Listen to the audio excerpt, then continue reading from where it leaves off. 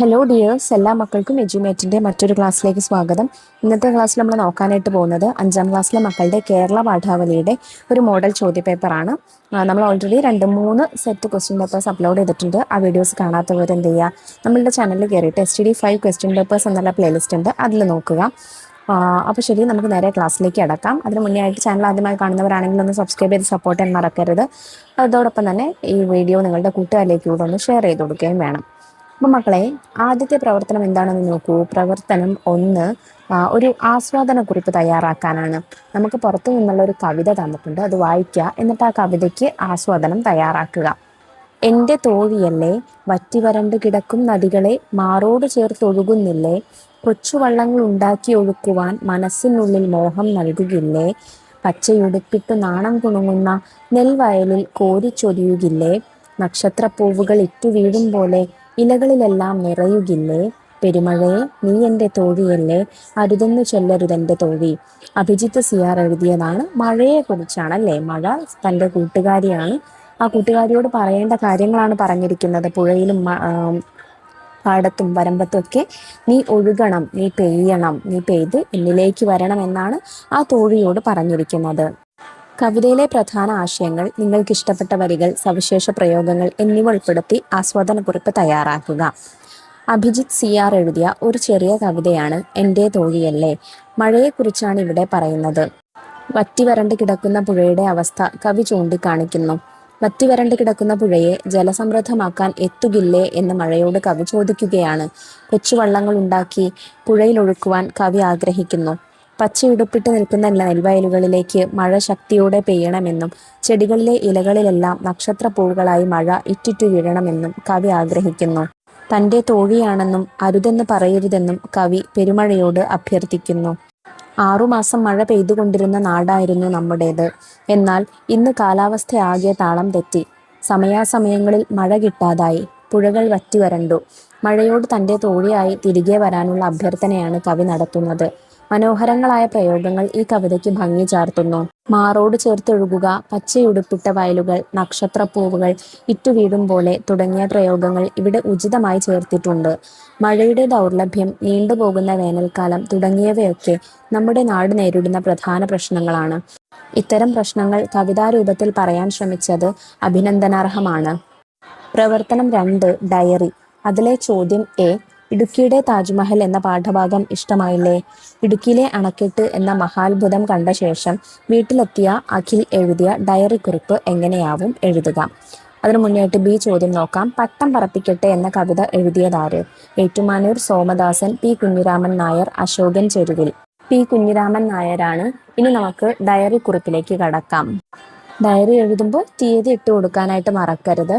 എൻ്റെ ജീവിതത്തിലെ വളരെ സന്തോഷകരമായൊരു ദിവസമായിരുന്നു ഇന്ന്. ഇടുക്കിയിലെ താജ്മഹൽ എന്ന് വിളിക്കുന്ന ഇടുക്കി അണക്കെട്ട് കുടുംബത്തോടൊപ്പം പോയി കണ്ടതിൻ്റെ സന്തോഷത്തിലാണ് ഞാൻ. അച്ഛനും അമ്മയും ഞാനുമാണ് ഇന്ന് ഇടുക്കി അണക്കെട്ട് കാണാൻ പോയത്. വിസ്മയിപ്പിക്കുന്ന ഒരു കാഴ്ച. അണക്കെട്ടിൻ്റെ ഒരു വശം മുഴുവൻ നിറഞ്ഞു നിൽക്കുന്ന നീല ജലപ്പരപ്പ്, മാനം മുട്ടി നിൽക്കുന്ന ഹരിതാഭമായ മലനിരകൾ. മലകൾക്കിടയിലെ താഴ്വാരത്തെത്തിയപ്പോൾ ഒരു വല്ലാത്ത തണുപ്പ്.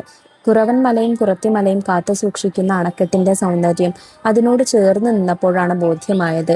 V ആകൃതിയിൽ മുകളിലേക്ക് വളരുന്ന അണക്കെട്ടിൻ ചുവട്ടിൽ നിന്നപ്പോഴാണ് അതിനെ ശരിക്കും കാണാനായത്. അണക്കെട്ടമ്മേ എന്ന് ഞാൻ അറിയാതെ വിളിച്ചുപോയി. ഇന്നേ വരെ ഞാൻ കണ്ട കാഴ്ചകളിൽ എന്നെ അത്ഭുതപ്പെടുത്തിയ ഒന്നാണ് ഇടുക്കിയിലെ അണക്കെട്ട്. പ്രവർത്തനം 3 താരതമ്യക്കുറിപ്പ്. ഞാൻ ആദ്യമായി നീരുറവ കണ്ടത് എൻ്റെ അമ്മയുടെ കണ്ണിൽ നിന്നാണ്. ഒരു വെയിലായി എനിക്കതിനെ വറ്റിക്കാനാവുമോ? മുകളിൽ നൽകിയ കവിതയും പൊൻകുന്നം വർക്കിയുടെ എൻ്റെ അമ്മ എന്ന രചനയും താരതമ്യം ചെയ്ത് കുറിപ്പ് തയ്യാറാക്കുക. തൻ്റെ അമ്മയുടെ കണ്ണിലെ കണ്ണീരിനെ കുറിച്ച് ഒരു കുട്ടി എഴുതിയ കവിതയാണിത്. പല കാരണങ്ങളാലും അമ്മയ്ക്ക് കരച്ചിൽ വരാം. പ്രധാനമായും കുടുംബത്തിലെ പ്രശ്നങ്ങളാവാം കാരണം. അമ്മയുടെ ദുഃഖം മാറ്റാൻ പ്രയത്നിക്കുക ഓരോ മക്കളുടെയും കടമയാണ്. അതാണ് കവിതയിലെ കുട്ടിയും ആഗ്രഹിക്കുന്നത്. പൊൻകുന്നം വർക്കിയുടെ കഥയും സമാനമാണ്. പിതാവ് നേരത്തെ മരിച്ചുപോയി. വർക്കിയുടെ പാവപ്പെട്ട കുടുംബം. ആ അമ്മ കഷ്ടപ്പെട്ടാണ് 2 മക്കളെയും വളർത്തിയത്. മറ്റൊരാളുടെ സഹായത്താലാണ് വർക്കി സ്കൂളിൽ ചേർന്നത്. ഫീസ് കൊടുക്കാൻ പോലും അമ്മയ്ക്ക് ആവതില്ലായിരുന്നു. കൂട്ടുകാരൊക്കെ 4ാം ക്ലാസ്സിൽ നിന്ന് ജയിച്ച് ഇംഗ്ലീഷ് സ്കൂളിൽ പോകാൻ തുടങ്ങിയിരുന്നു. തന്നെയും സ്കൂളിൽ ചേർക്കാൻ ആവശ്യപ്പെട്ടപ്പോൾ അമ്മയുടെ വക നല്ല തല്ലാണ് വർക്കിക്ക് ലഭിച്ചത്. വർക്കി കരയുന്നത് കണ്ട് അമ്മയും കണ്ണീർ തുടയ്ക്കുന്നുണ്ടായിരുന്നു. അമ്മയുടെ സങ്കടമാണ് കഥയിലും കവിതയിലും അവതരിപ്പിക്കുന്നത്. പ്രവർത്തനം 4 വായിക്കാം എഴുതാം. മഴവിൽ കാഴ്ചകൾ എന്നുള്ളൊരു കഥ നമുക്ക് തന്നിട്ടുണ്ട്. നോക്കൂ. ഇടുങ്ങിയ കാട്ടുവഴിയിലൂടെ വരിവരിയായി ഞങ്ങൾ നീങ്ങി. ഇടതുവശത്തായി ആർത്തലച്ച് ചിന്നിച്ചിതറുന്ന കല്ലാറ്. കയറ്റവും ഇറക്കവുമുള്ള വഴിയിൽ ആകാശക്കാഴ്ച മറച്ചു നിൽക്കുന്ന വലിയ പാറ. വിള്ളലുകളിൽ നിന്ന് പ്രവഹിക്കുന്ന നീരുറവകൾ, ഗുഹകൾ, വൻവൃക്ഷങ്ങൾ, വള്ളികൾ, പൂമരങ്ങൾ. അനുഗ്രഹീതമായ ഒരു വനപ്രദേശം. മീൻമുട്ടി വെള്ളച്ചാട്ടം ലക്ഷ്യമാക്കി ഞങ്ങൾ കല്ലാറിലൂടെ മുന്നോട്ട് നടന്നു. ആറ്റിലെ വഴുക്കുന്ന കല്ലുകളിൽ ചവിട്ടി കയറിൽ പിടിച്ച് ഒഴുക്കിനെതിരെ ഒരു സാഹസിക യാത്ര. ദൂരെ മാനം മുട്ടുന്ന മലമുകളിൽ നിന്നും താഴോട്ട് പതിക്കുന്ന ജലത്തിന്റെ കാതടപ്പിക്കുന്ന ശബ്ദം. അഖിലനാഥ് SR എഴുതിയതാണ് കേട്ടോ. ഇനി ഇതുമായിട്ട് ബേസ് ചെയ്ത ഒരു 5 ചോദ്യങ്ങളുണ്ട്, നമുക്ക് അത് നോക്കാം. ചോദ്യം 1, ഏത് പുഴയെ കുറിച്ചാണ് ഇവിടെ പറയുന്നത്? ഭാരതപ്പുഴ, കല്ലാർ, പെരിയാർ. കല്ലാറാണ്. ചോദ്യം 2, ആകാശക്കാഴ്ച മറച്ചു പിടിക്കുന്നത് എന്താണ്? വലിയ പാറ, നീരുറവ, പൂമരങ്ങൾ. വലിയ പാറയാണ്. ചോദ്യം 3, എവിടേക്ക് ലക്ഷ്യം വെച്ചാണ് അവർ നടന്നത്? പാറ, കാട്, മീൻമുട്ടി വെള്ളച്ചാട്ടം. മീൻമുട്ടി വെള്ളച്ചാട്ടത്തിലേക്കാണ്. ചോദ്യം 4, താഴോട്ട് പതിക്കുന്ന ജലത്തിന്റെ ശബ്ദത്തെ ഇവിടെ എങ്ങനെയാണ് വിശേഷിപ്പിച്ചിരിക്കുന്നത്? കാതടപ്പിക്കുന്ന, ഇടുങ്ങിയ, പ്രവഹിക്കുന്ന. കാതടപ്പിക്കുന്നയാണ്. ചോദ്യം 5, ആകാശം എന്ന അർത്ഥത്തിൽ ഇവിടെ ഉപയോഗിച്ചിരിക്കുന്ന പദമേത്? ഗഗനം, മാനം, വാനം. മാനം മുട്ടുന്ന എന്ന് പറഞ്ഞിട്ടുണ്ടല്ലേ, അപ്പൊ മാനമാണ് ഉത്തരം. പ്രവർത്തനം 5 പ്രതികരണക്കുറിപ്പ്. പൊൻകുന്നം വർക്കി എഴുതിയ എൻ്റെ അമ്മ എന്ന രചനയിലെ ഏതനുഭവമാണ് നിങ്ങളെ പ്രയാസപ്പെടുത്തിയത്? എന്തുകൊണ്ട്? പ്രതികരണക്കുറിപ്പ് തയ്യാറാക്കുക. എൻ്റെ അമ്മ എന്ന അനുഭവക്കുറിപ്പ് ഏറെ എന്നെ സങ്കടപ്പെടുത്തി. പണ്ടുകാലത്ത് പലരുടെയും ജീവിതം കഷ്ടപ്പാടുകൾ നിറഞ്ഞതായിരുന്നു എന്ന് മനസ്സിലാക്കാൻ കഴിഞ്ഞു.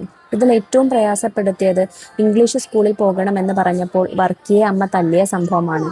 എല്ലാവരും 4ാം ക്ലാസ്സിൽ നിന്ന് ജയിച്ച ശേഷം ഇംഗ്ലീഷ് സ്കൂളിൽ പോയി തുടങ്ങിയിരുന്നു. വർക്കിയെ മാത്രം സ്കൂളിൽ വിട്ടില്ല.